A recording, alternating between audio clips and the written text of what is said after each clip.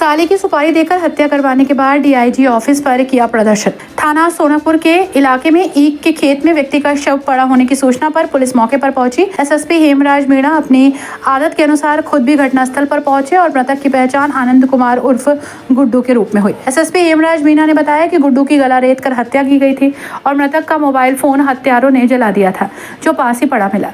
SSP Hemraj Meena ने बताया कि मृतक आनंद 3 शादियां कर चुका था, लेकिन शराब का आदी होने के कारण कोई भी बीवी उसके साथ नहीं रहती थी। इतना ही नहीं, एसएसपी ने बताया कि मृतक आनंद उर्फ गुड्डू के परिवार में उसकी मां, 3 बहनें और बहनोई हैं। इतना ही नहीं, वो घर का इकलौता वारिस था और 9 बीघा जमीन उसके नाम पर थी, जिसमें से 3 बीघा जमीन पूर्व में ही बेच चुका था। 6 बीघा जमीन का सौदा प्रधान रामसरन से तय करते हुए एडवांस 1 लाख रुपए लिए थे। आनंद के बीच में बहजोई मित्रपाल को जब इस बात का पता चला तो उसने जमीन बेचने का विरोध किया। एसएसपी हेमराज मीणा ने बताया कि पूर्व में भी आनंद की हत्या की सुपारी दी गई थी, लेकिन हत्यारे कामयाब नहीं हो पाए। लेकिन इस बार 80,000 की सुपारी मित्रपाल ने सुदेश उर्फ लल्ला गुलाम मोहम्मद अबरार को एडवांस में 50,000 रुपए दिए। मृतक आनंद को तलाशते हुए वो उसे अपने साथ संभल से सोनकपुर इलाके में ले गया और शराब पिलाने के बाद उसकी गर्दन काटकर हत्या कर दी। एसएसपी हेमराज मीणा ने बताया कि मौके पर आला कत्ल भी बरामद हुआ है। साथ ही हत्या आरोपियों तमंचा, कारतूस, छुरा, 2 बाइक, जिसमें से एक बाइक मृतक की थी और एक हत्या आरोपियों की, दोनों को बरामद कर लिया है। इतना ही नहीं, जमीन के लालच में अपने सगे साले की सुपारी देकर हत्या कराने के बाद साजिश रचने वाला बहनोई मित्रपाल डीआईजी ऑफिस पर धरना प्रदर्शन करने पहुंच गया।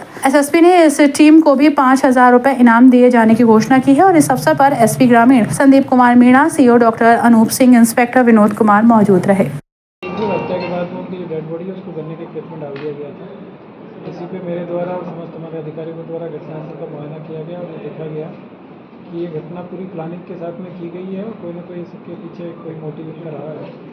इसी पे हम लोगों ने काम किया और हमारे एसपीआई साहब, क्षेत्राधिकारी खिलाड़ी और थाने की टीम में, एसओजी की टीम ने इसमें काम किया और ये जानकारी मिली कि जो आनंद है ये घर में अकेला भाई है, 3 इनकी बहनें हैं और इसके अलावा इनकी पहले 3 शादियाँ हुई थी, लेकिन वो पत्नियाँ छोड़ के चले गई थी। इनके पास में करीब 9 बीघा ज़मीन थी, जिसमें से 3 बीघा ज़मीन ये पहले बेच चुके थे और 6 बीघा ज़मीन बची हुई थी, जिसका कि इनके द्वारा गांव के व्यक्ति को बेचने का सौदा किया गया था करीब 14 लाख रुपया बीघा के हिसाब से, और उसमें करीब इनको 1.5 करोड़ के आसपास में रुपया इनको मिलना था। और उसी पैसे को लेकर इनके जो सगे बहनोई हैं मित्रपाल, उनकी ये निगाह थी कि इनके जो 2 बहनोई हैं उनको ये पैसा मिल जाएगा, मुझे ये नहीं मिलेगा। तो ये पूर्व में भी इन्होंने ये प्रयास किया था और एक अबरार नाम के व्यक्ति को जिसने कि जो मृतक है उससे 4.5 लाख रुपया उधार भी ले रखा था, तो उसको इन्होंने सेट किया पहले और उनको करीब 40,000 रुपये में उनकी सुपारी दी गई थी करीब साल भर पहले।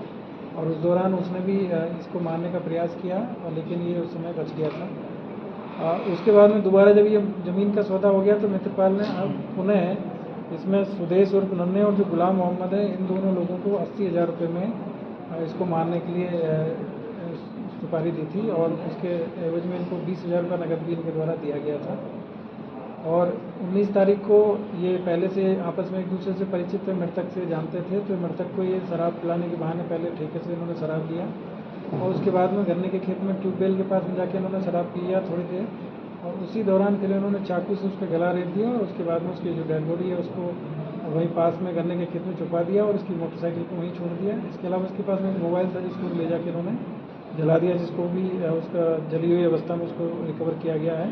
आज इनके पास से एक 315 बोर का तमंचा और एक जिंदा कारतूस, एक जो आला कतल छुरी और जला हुआ मोबाइल और 2 मोटरसाइकिल, जिसमें एक मृतक की और दूसरी जो इन लोगों के द्वारा घटनास्थल पर जाया गया था, जिस घटना के दौरान जिस मोटरसाइकिल यूज़ किया था, वो इनसे बरामद हुई है।